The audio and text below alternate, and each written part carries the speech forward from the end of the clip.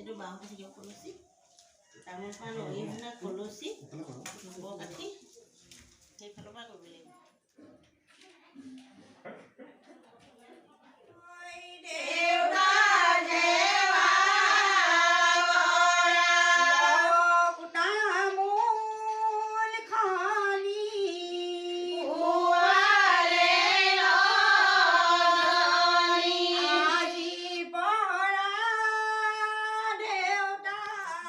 নমস্কাৰ, মই লক্ষী গগৈ আৰু মোৰ YouTube channel Lakshmi Gogoi YouTube চেনেলৰ পৰা আপোনালোকক সকলোকে স্বাগতম জনাইছোঁ। আৰু যিহেতু মই আজি আছোঁ আমগুৰি হালোৱা গাঁৱৰ সুৰভি নামৰ এটি প্ৰতিযোগী দলৰ সৈতে, আৰু মোক এই ক্ষেত্ৰত হাত ধৰিবলৈ এয়া আগুৱাই আনিছিল আমাৰ ছাৰ। অকণমান খাৰা হৈ দিয়ক। নমস্কাৰ, মই গুণমণি দাস। এওঁৰ তত্বাৱধানতে মই আজি আহি এই সুৰভি মহিলা গোটৰ মাজত উপস্থিত হৈছোঁহি। আৰু আহক আমি তেওঁলোকৰ পৰা তেওঁলোকৰ পৰিচয়বিলাক জানি লওঁ।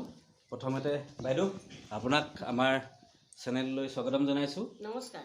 আৰু আপোনাৰ পৰিচয়টো জনাব। মোৰ নাম শ্ৰী ৰীণা গগৈ, আমি সুৰভি মহিলা গোটৰ সদস্য। হয়, আপোনাৰ বাইদেউ? নমস্কাৰ, মোৰ নাম শ্ৰীমতী পল্লৱী গগৈ, মই সুৰভি মহিলা গোটৰ সদস্য। বাইদেউ আপোনাৰ? নমস্কাৰ, মোৰ নাম শ্ৰী মিনু বৰুৱা, মই সুৰভি দলৰ এগৰাকী সদস্য। হয়, পৰিচয়বিলাক লৈ লৈছোঁ। বাইদেউ কওক। মোৰ নাম জনুমণি গগৈ, মই এই দলটিৰ দলপতি হিচাপে তেওঁলোকক আগুৱাই লৈ যাব। ধন্যবাদ ধন্যবাদ। বাইদেউ? নমস্কাৰ, মোৰ নাম শ্ৰী নীলিমা হাজৰিকা, মই সুৰভি গোটৰ এগৰাকী সদস্য। হয়। নমস্কাৰ, মোৰ নাম শ্ৰীমতী স্বপ্না গগৈ, মই এগৰাকী সুৰভি গোটৰ সদস্য।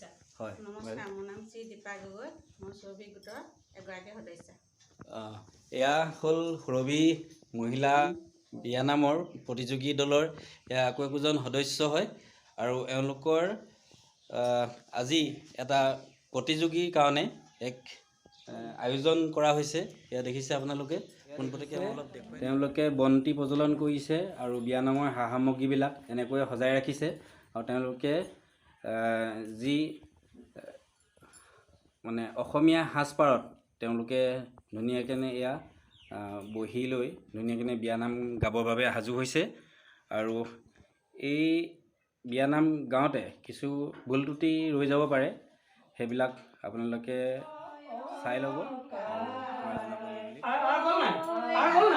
তাত টাইম সোমাইছে, আপুনি আৰু বুলি কাটি নিদিব, বুজিছে নে বাইদেউ কি কৈছোঁ? সেই কথাখিনি 1 মিনিটত এডজাষ্ট হৈ যাব। মানে 3টা আপোনালোকৰ বিয়া নামৰ মূল গায়িকা, আপুনি 3 মিনিটকৈ মেচ কৰক। ধুনীয়াকৈ টাইমটো অভাৰ দিব লাগিব। যাব। আৰু আইডৰ শব্দ দিয়া কৈছোঁ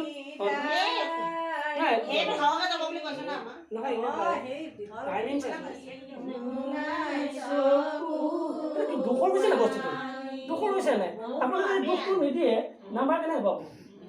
আপুনি ক'লে মোৰ দুখ লাগিব লাগিব।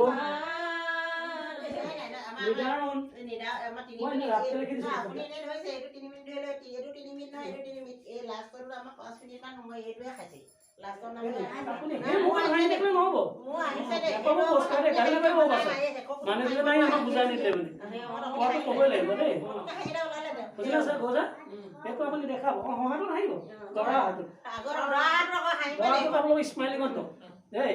যিটো আইডৰ কথা দুখৰ কথা নিদান চকু পানী নোলায়, আপোনালোকে চকু পানী উলিয়াব নালাগে। আবেগ অনুভৱটা এবাৰটো সন্মুখত দিয়ক। কোনোবাই চাইছে ভাগটো আহি যাওক আৰু তেতিয়া নাম পাৰিখিনি বিচাৰিছে সেইটোৱেই।